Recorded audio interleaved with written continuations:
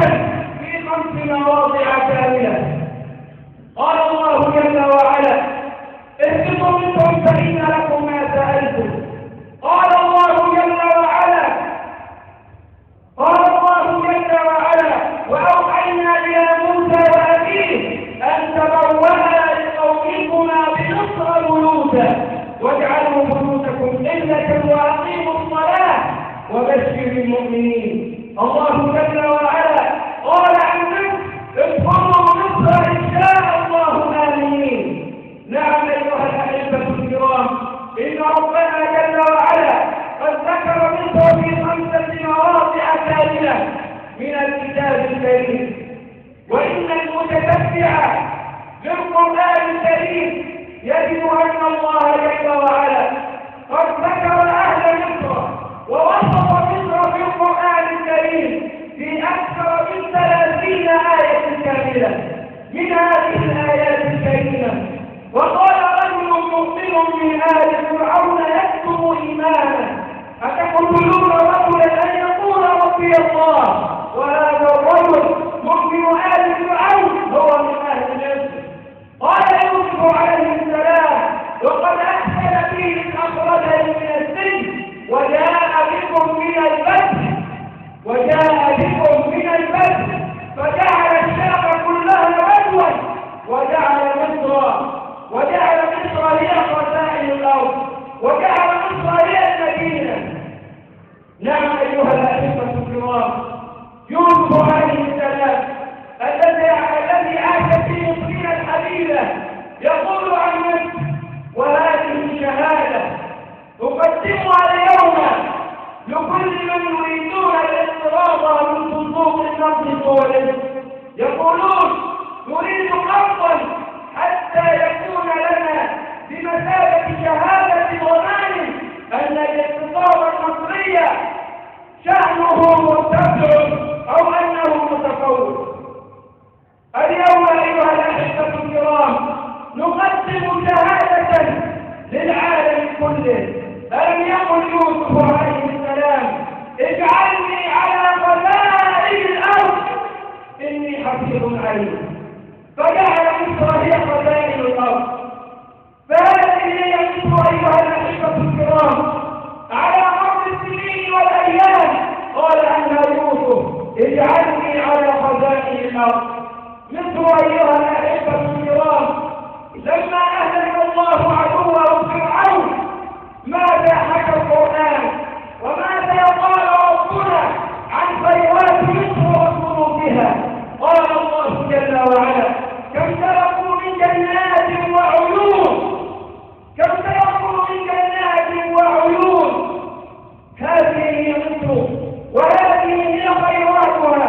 كم تركوا من جنات وعيون وكنوز ومقام كريم ونعمة كانوا فيها فاكهين. هذا هو مصر. هذه هي مصر أيها الأحبة الكرام على مر الأيام والسنين. هي أم البلاد وهي أم العباد.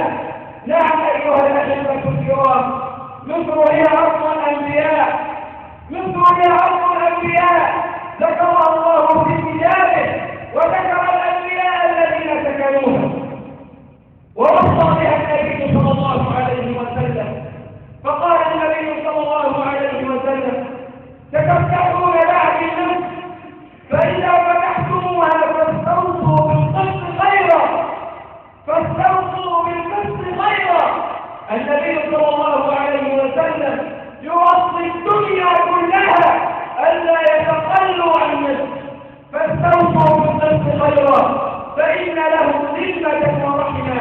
ويقول صلى الله عليه وسلم في حديث آخر: ستفتحون أرضا يذكر فيها الميراث وهي مصر، فإذا فتحتموها فاستوصوا بأهلها خيرا فإن لهم ذمة ورحمة. فأما الرحم أيها الأحبة الكرام فهي جنتنا من الصعيد، هي هاجر المصرية أم إسماعيل جد نبينا صلى الله عليه وسلم. كانت أمه مصرية من صعيد مصر تزوجها الخليل إبراهيم. إبراهيم. نعم أيها الأحبة الكرام، وصف النبي صلى الله عليه وسلم في أحاديث كثيرة لم يوصي المصريين فقط، بل وصف الدنيا كلها أن يحسنوا إلى المسلمين وأن يراعوا حرماتهم وأن يقفوا إلى جوارهم في وقت الشدائد.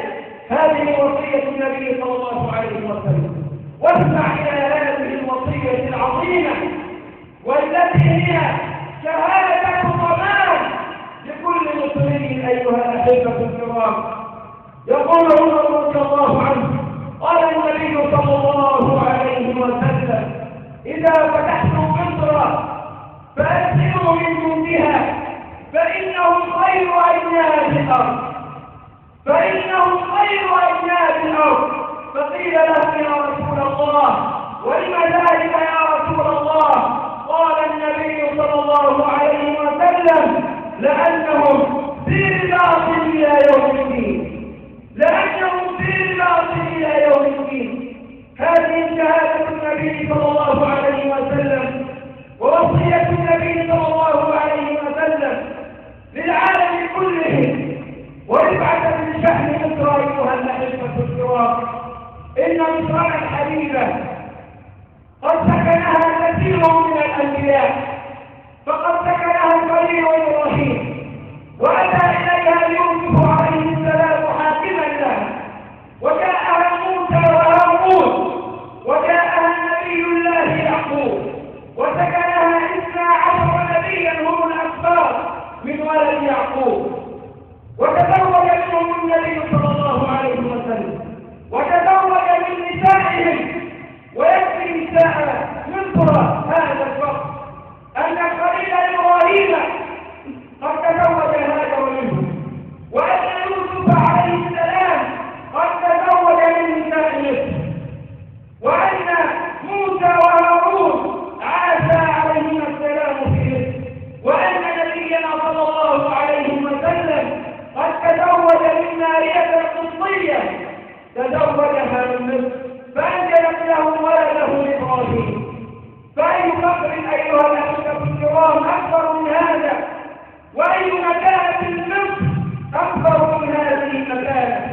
إن النبي صلى الله عليه وسلم لما أرسل عدة رسائل إلى الملوك والرؤساء يدعوهم إلى الله تبارك وتعالى لم يرد منهم أحد، بل إن بعضهم قد أساء الأدب مع النبي صلى الله عليه وسلم.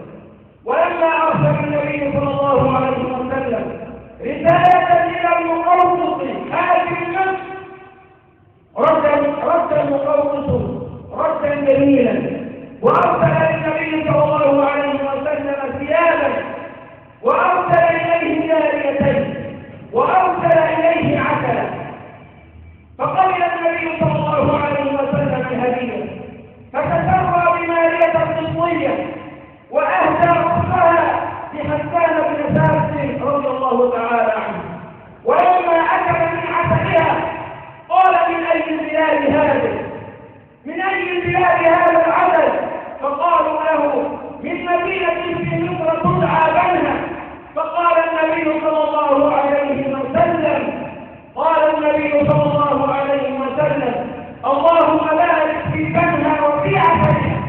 فإلى يومنا هذا العسل الذي في بنها هو أجمل العسل أيها الأحبة الكرام، ببركة دعاء النبي صلى الله عليه وسلم. أهل مصر أيها الأحبة الكرام، أهل مصر سكن في جوارهم كثير من الأنبياء، وتزوج منهم كثير من الأنبياء أيها الأحبة الكرام. وإن سألت عن صحابة رسول الله صلى الله عليه وسلم الذين جاءوا إلى مصر إما مكثوا فيها وإما توفوا فيها وإما جاءوها ليعلموا الناس، فإن أهل السير والتاريخ قد عدوهم أكثر من 300 من صحابة النبي صلى الله عليه وسلم، منهم عمرو بن العاص وعبد الله بن عمرو بن العاص وعبد الله بن عمر وأبو أيوب الأنصاري